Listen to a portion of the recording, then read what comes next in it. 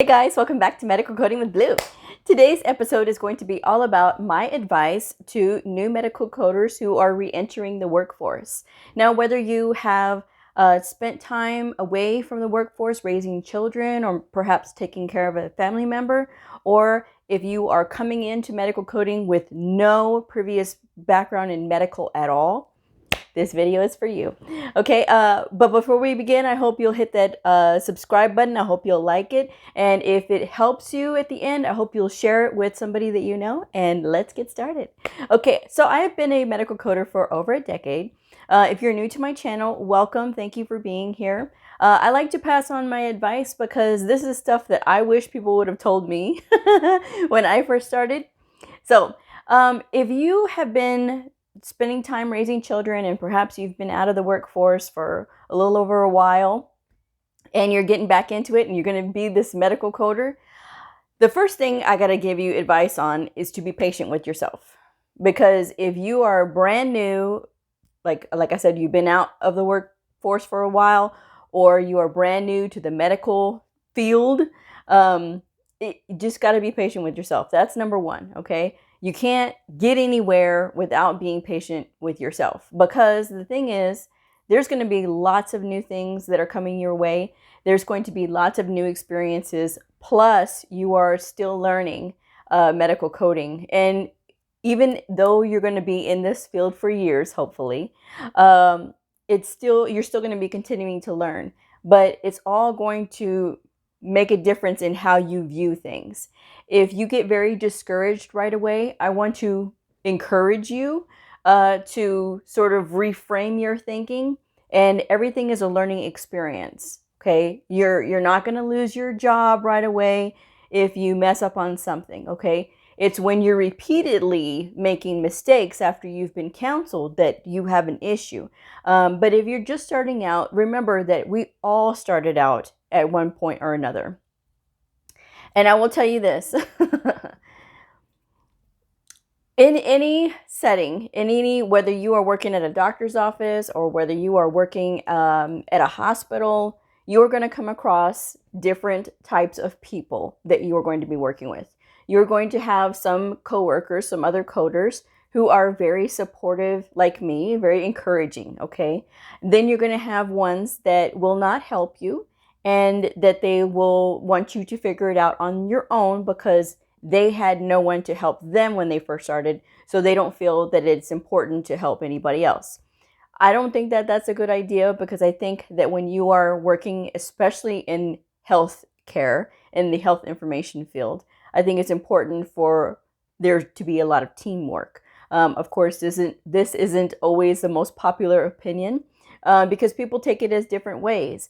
Sometimes if people are trying to help other people, they may think that, oh, they think I can't do it. It's not that people don't think that you can do it. It's just that they're perhaps just trying to help you. So if you do find somebody that is trying to help you, you need to let them help you. And I know sometimes it's difficult. It is hard to accept help, and you want to figure it out on your own, and you want to be this stellar coder. And if that's your attitude, that's great. But at the same time, you have to learn humility, and you have to learn the fact that there's going to be times when you are wrong, and that you will have to have somebody that's telling you that you are wrong, and that you can learn from it. Okay, that's the takeaway, is that you learn from your mistakes and you move on. But it goes back to the first thing that I just said, which is learn to be patient with yourself. This is a great field. This is an awesome field. It has provided me so much. It has enriched my life with a lot of knowledge that I never would have thought. And it has exposed me to a lot of different people, a lot of different personalities. And I work with some of the most intelligent people I will ever know in my whole life. And to me, that's really exciting. That's amazing. Okay. But I wouldn't have this if I wasn't at first patient with myself, and if I wasn't making those extra strides to learn. Okay. I know that in the beginning it's very difficult, and when you start, you're gonna be asking lots of questions. But I want you to really think about the questions that you're asking before you ask them. I want to make sure that you know that you should be trying to look for answers and look for references and resources before you reach out to your coworkers, because they're going to know that you haven't been either in the medical field before ever, or they're going to know that you've been out of the workforce for a while. Okay. So you need to make sure that you are doing everything you can to help yourself to either learn the specialty that you're being assigned, or because you're not going to get a choice. Okay. Just so you know, you're not going to get a choice. Your attitude should be, I'm accepting this challenge. I am ready for it. I'm embracing it. And that's the way that you should be thinking. Okay. Because everything is about having a can-do attitude. Doesn't matter if you've been out of the workforce or that you've never been in the medical field before. When I first started, I was far away from medical. I tell you guys this all the time. I was so far away from medical. It wasn't even funny. You know, I wanted to be an attorney. So that was where my goal was. That was my life path, or so I thought, until medical coding found me. And I always say, I tell the story all the time that medical coding did find me. And I say this, and it's sort of funny because it really did. I mean, like I said, I didn't know. You know, I didn't know what it was. So if your journey brought you here, welcome. It's going to be a lot of fun. But at the same time, just make sure that you are bracing yourself and you're ready. Do not overthink. That is the biggest thing for any new person, whether you've, done something else, if you've been in healthcare some other way somehow. Do not overthink. That is the worst thing you could possibly do to yourself, is overthink. No, people are not talking about you. No, everybody doesn't think that you don't know what you're doing. No, everybody doesn't think that you're not going to make it. There are people that are actually rooting for you. Okay. Whenever you start, there's two types of people, right? They get very excited when they meet a new person. And then you get the other people that's just like, they're new. Okay, whatever. So, but then you have people that really want to reach out and say, oh yeah, hi, I'm so-and-so, or whether it's working with your doctors or whatever. And now not all places allow the coders to speak to the doctors, which I think is a travesty, but that's just my opinion. I'm just saying. But I want you guys to just be prepared, okay? And the more you can get yourself in the right frame of mind, that these people are going to be partnering with you, that you're going to be partnering with them, okay? And it's not that they're above you and you're below them. No, don't think that. Don't put yourself in that sort of frame of mind. You have a skill set now. You have a skill set as a new medical coder. You're bringing in a fresh set of eyes. You're bringing in that curiosity. You're bringing in that willingness and that can-do to be able to do things. And once you have that, do you know what having that energy does? That begets more energy like that. That begets more people saying, oh, well, this is a new person and this new person wants to do this and this and this, okay? Or they're handling themselves quite well. I've trained so many new people, and I've trained people who were waitresses for most of their life. I've trained new moms that were this was their first job outside of the home ever. I've trained all different types of people from all walks of life. I delivered phone books for a living before I got into medical coding. Laugh if you will, and a lot of people laugh when I say that, but it was an amazing job. That was a job, but I got to travel and I got to do a lot of things, and I was in the best shape of my life. I'll tell you what. But obviously it phased out because of phones and everything else. So, that job did go away, but that was what I did before I got into this. So again, I'm not even, this was so far, which is why I think a lot of times when I share what I've gone through, I can relate to a lot of people because I've been there, got a t-shirt. Okay. Eventually one day I will get a t-shirt made that says that. So, but I'm just saying, It's all about your attitude, and that's the main thing. And you can't overthink. And whatever you do, stay out of the Facebook medical coding groups. And I'm going to keep reiterating this because, especially for people who are brand new to the field, it's common to look for other people who can be of support. Now, let me backtrack a little bit. There may be some nice people in these Facebook medical coding groups, maybe. But the probability and the likelihood of that is like almost finding a needle in a haystack. They can get very, very viperish in those rooms. And that's why I always encourage people to stay out of there. And I do that for that purpose, because they can really discourage people. Now, I will come to you straight. I will tell you straight away what this field is all about and what my opinion is. If you come to me and you ask me, I did have somebody who had been viewing my videos ask me today about doing this part-time. She wanted to do it part-time. This is not a part-time gig. Medical coding is about being immersed in the field. There is no, oh, I'll do this part-time. Even if it's just temporary, a part-time job. No. When you are starting out, you need to commit. This is a committed field. Now, if you've been in it a while, sure, I'm sure you could find part-time jobs. But when you're brand new, oh no. This is a full-time job. And I don't want to be sugarcoating it on, oh yeah, you can find this and you can find that. And she told me, she's like, well, thank you for your honesty. I will look for another profession. Okay.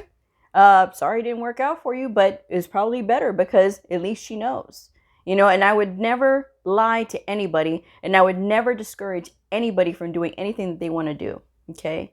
So again, if you're thinking that it's going to be something that's scary in the beginning, sure. I mean, you may have nerves in the beginning, but after a while, when you really start getting out of that and you really start getting in the groove of it, it will get easier. And give yourself a break because you know a lot more than you think you do. A lot of us, so many times, will not give ourselves enough credit for, the things that we do know. Okay, you know a lot more than you think you do. Okay, the problem that comes into the picture is when you start second guessing yourself.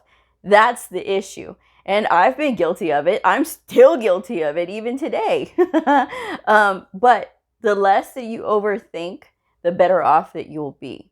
If you trust your gut and just go with your first instinct, that will help you. Because, like I said, going back and forth is not going to make you look good. It's not going to help with your confidence, and it's not going to instill confidence in other people in you. Okay, you need to be able to make others aware that you know what you're doing and that they need to be confident in you. But the only way that you can do that is by your actions. You can't just say, oh yes, I am a stellar coder and I know what I'm doing, and not show it. You have to balance that showing that you know what you're doing, or you know how to find the answers. And there's the key. You may not know how, but as long as you know how to find your answers, then you are doing a lot better than you think. Okay. So again, it's all about what's up here. You have to get that confidence, and confidence is something that is so hard, especially as adults, right? That, we have to think about, I can do this. I can. And then when you get into it, you're like, oh, what did I get myself into? No, you got to go back to, I need to figure this out. I can do this. Okay, so that's the way you really got to sort of redirect your thinking. Okay, and after a while, when you're not the new person and there's somebody else new, then I guess you won't feel as self-conscious. But yeah, again, people are not, they're not thinking of you in terms of all of these bad things when they see you, and a lot of times people are just thinking about themselves anyway. So the thought of, how you look or what you know is pretty much not on their radar. Okay.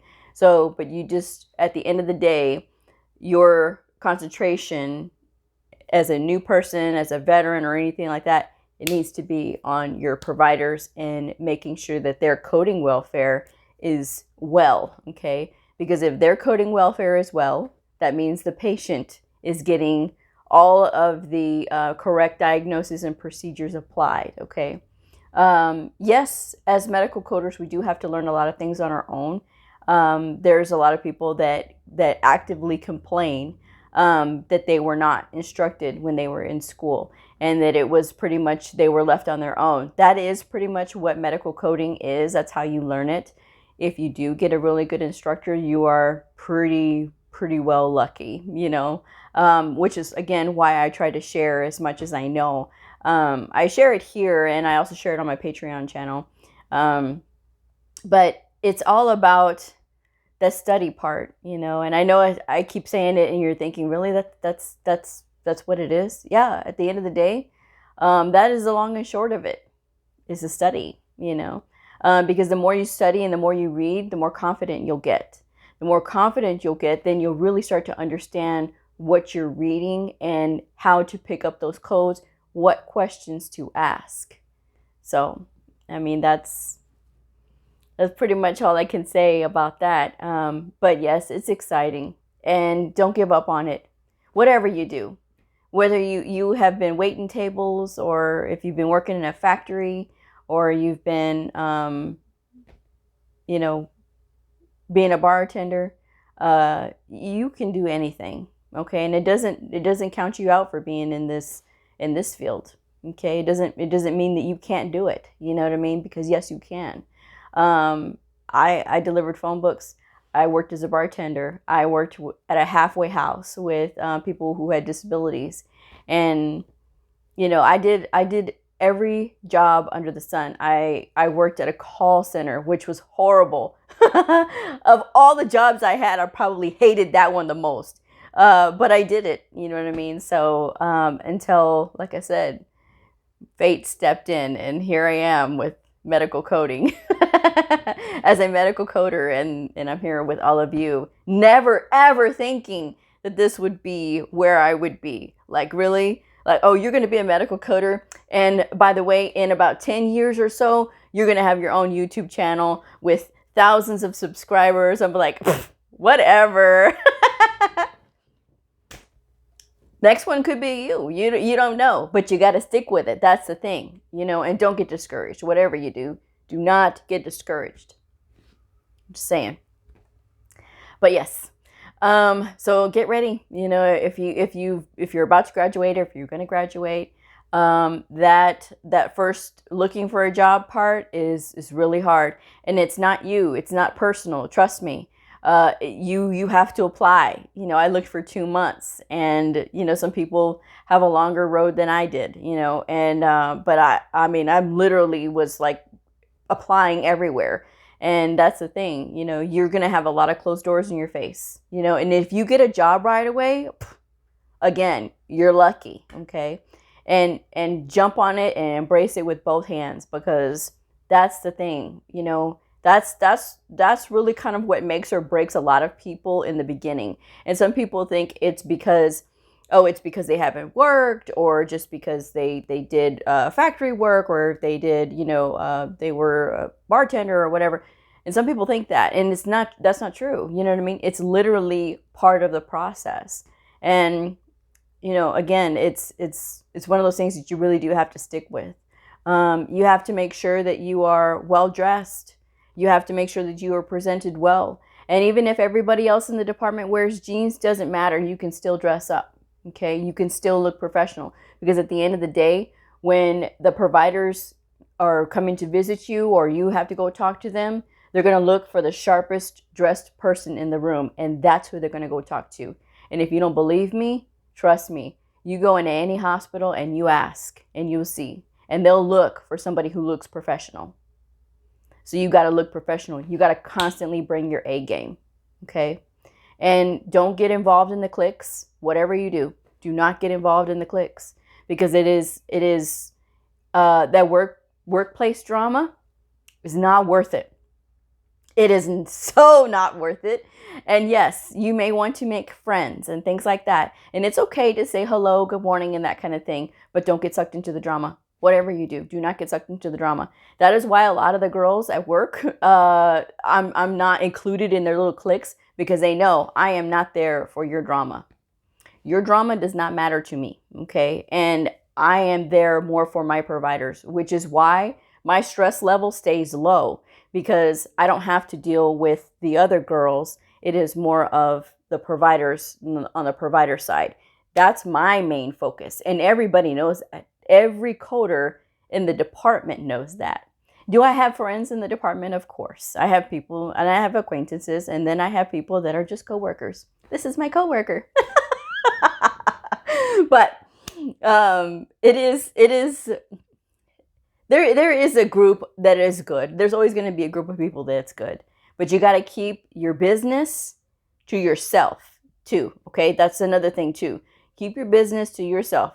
Stuff that's going on with your old man, don't be telling people. Stuff that's going on with your old lady, don't tell the people, okay? Stuff that's going on with your kids, do not tell the people, okay? Because when you have stuff like that that's going on at home, you never know who's listening. And you never know who's going to be using that information later on. I've seen it too many times. This is why I never, ever say anything. The one time I did, okay, I'll give y'all an example, okay? When I was working in that wretched, it's a wretched little room. It's a tin can room, okay? And there was 20 women in there, right? And I happened to have a date that one night. Well, one night I had a date. And it was just a guy. It was just a friend, you know. And I happened to be dressed up because we were going out that evening, later on in that evening. But I always look nice, but this day I looked extra nice. And they go, "Oh, why are you so dressed up?" And I said, "Oh, well, I have a date." And they go, "Really?" And I'm like, why is that so shocking? Like, really? Why? So, of course, all the ladies get all excited. And then all of a sudden, I was like, they were swarming all over me, asking me all kinds of questions. And what does he do? How old is he? Where does he work? And that kind of, how much money does he make? What kind of car? I'm like, oh my God, ladies, just relax. It's just a date. The next day, no, it wasn't the next day. It was the following week. I saw a lady that worked in another building, but she came over. She came up to me. She goes, "Oh my God, Blue, I just heard." I go, "What did you hear? What'd you hear?" She goes, "You're engaged." I go, "What?" And she goes, Yeah. The girls were telling me that you met this guy and you were engaged." I said, No, I'm not engaged. And I'm like, no, we just went out on a date. And then she goes, "Oh, really? I thought they said you were engaged." No. He's just a friend. We're not engaged. No. And she goes, oh, well, we thought you were engaged. And I'm like, were y'all planning a party? I mean, geez. Like, really? But then I learned you don't say anything unless you don't care. You know what I mean? But it was just one date, and it was just a friend. You know what I mean? It was just like, it wasn't anything. Nothing came of it. You know what I mean? It's like, relax. You know what I mean? But yeah, I mean, people will turn things around just like that and not even know. And this lady was so excited. I was just like, oh my gosh. I'm like, are you kidding me? But yes. So to keep the drama low, okay, just, you can be cordial, you can be nice, but just keep your personal issues, any personal issues that you have, keep them to yourself, okay? Because again, you don't know if the person is trustworthy or not, especially if you're first meeting them, okay? And if they ask you, are you married or you have kids? Sure, you could say that, but don't say, oh yeah, I have this problem, that problem, my kid does this, and don't do that. Okay, just keep it clean. Okay, keep it clean until you really know the people. And if you have a friend, then of course, but that's just my advice. Okay, I'm just trying to make your life simple. Okay, just tell people things on a need to know basis. Before you start saying anything, do they need to know this? that's where you got to think. Okay. So just my advice from me to you. So I hope if this helped you, that you'll share it with your friends and anybody that's going to get into medical coding. Okay, so I will go ahead and close this one up. But if you are a medical coder, a medical coding student, somebody curious about the fascinating world of medical coding, a provider or a nurse, I invite you to like and subscribe and follow me on my journey in medical coding. And I will see y'all on the next video. Bye.